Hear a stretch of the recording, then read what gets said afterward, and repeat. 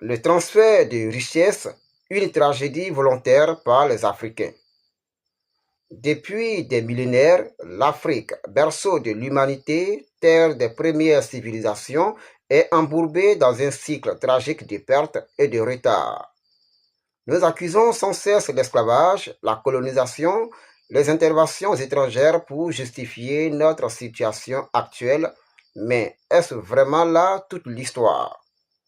N'est-il pas temps de reconnaître notre propre rôle dans ce transfert continu de richesses, de ressources, d'opportunités orchestrées par les Africains eux-mêmes?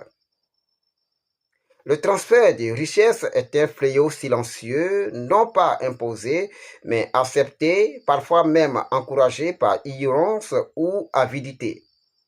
Nous l'avons vu dans le commerce triangulaire où nos ancêtres ont troqué leurs propres semblables contre des biens futiles, transformant ainsi l'Afrique en source d'exploitation mondiale.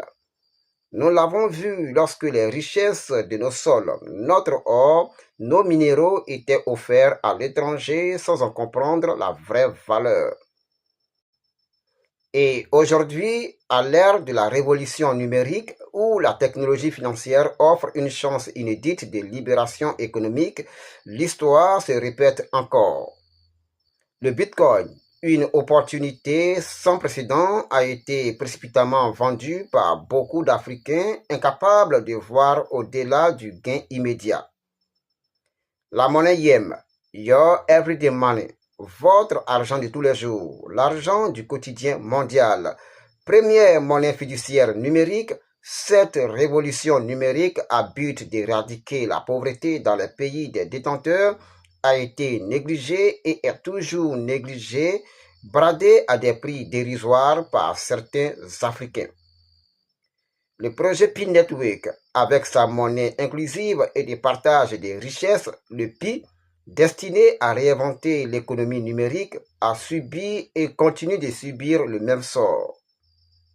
Dans l'actionnariat dans les entreprises de technologie financière, certains participants ou investisseurs africains ont commencé à vendre leurs actions à prix lamentablement piteux. Or, l'entrée en bourse est proche. L'Afrique continue de perdre ses richesses, non pas par l'intervention des puissances étrangères, mais par la négligence, la cupidité et l'ignorance de ses propres enfants. Nous devons nous poser la question, qui sommes-nous vraiment? Pourquoi cette incapacité chronique à saisir les opportunités qui nous sont offertes? Allons-nous continuer à nous plaindre de notre condition tout en la perpétuant nous-mêmes par nos décisions? L'histoire ne sera pas tendre avec l'Afrique si nous refusons de prendre nos responsabilités. Le monde avance. Les 17 objectifs du développement durable, le 17 ODD, fixés par l'Organisation des Nations Unies, ONU, pour 2030 sont en marche et l'Afrique risque encore une fois d'être laissée pour compte. Africaines, Africains, il est temps de rompre avec ce cycle. Cessez de tendre la main. Cessez de vendre vos richesses matérielles ou numériques, surtout numériques, à vil prix, même si l'estomac est fébrile. Le salut ne viendra pas de l'extérieur. Il dépend de nos propres choix.